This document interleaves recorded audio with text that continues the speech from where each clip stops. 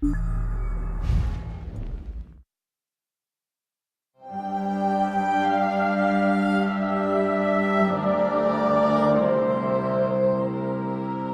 the situation in Tamriel is that you've got three young muscular alliances around the periphery of the continent, and in the center is Cyrodiil, and there's a power vacuum there. Now, Cyrodiil is a big prize, a fertile heartland of the continent, and it's also the symbol of power over Tamriel in the white gold tower that has been the center of the empire for millennia now. So the three alliances all have their own reasons why they feel like they should be ruling Cyrodiil, but the fundamental reason is that the empire and Cyrodiil and the family of nobles, the Tharns that are ruling it, are weak, and the alliances are strong.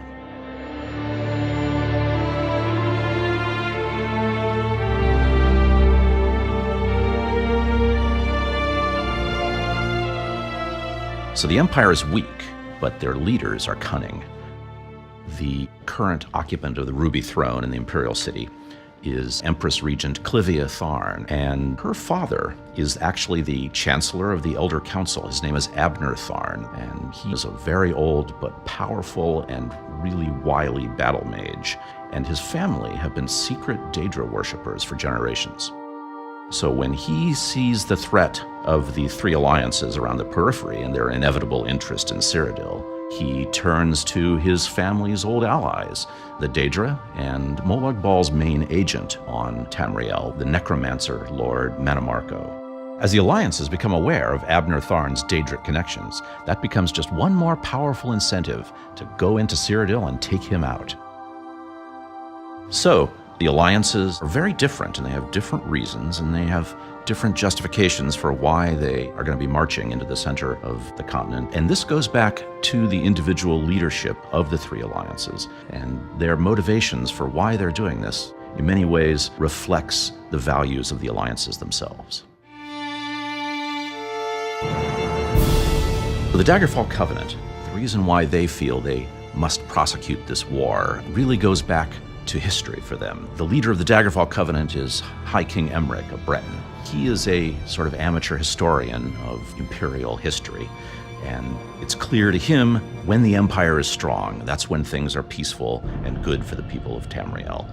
And the empire is fundamentally a human endeavor, and at the moment the humans in Tamriel are failing, and it's up to the Daggerfall Covenant to take up the torch and keep the elves from mucking things up.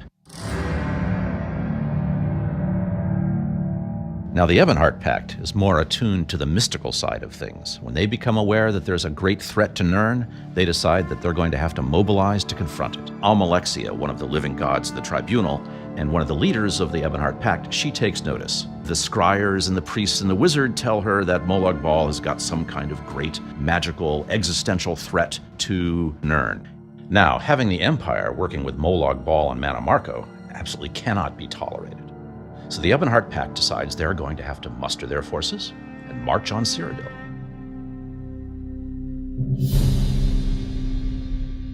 The Third Alliance, the Aldmeri Dominion, is led by Queen Irene of the High Elves, and her reasons for pushing this war into Tamriel are geopolitical and also personal.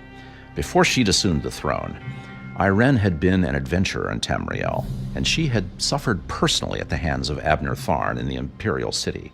Irene has seen the rot at the heart of Tamriel, and she believes that it's time for the elves to resume their responsibility to rule, to retake the White Gold Tower, which they built in the first place, and to get rid of the bloody and warmongering humans who, in empire after empire, have been drenching the continent in oceans of blood.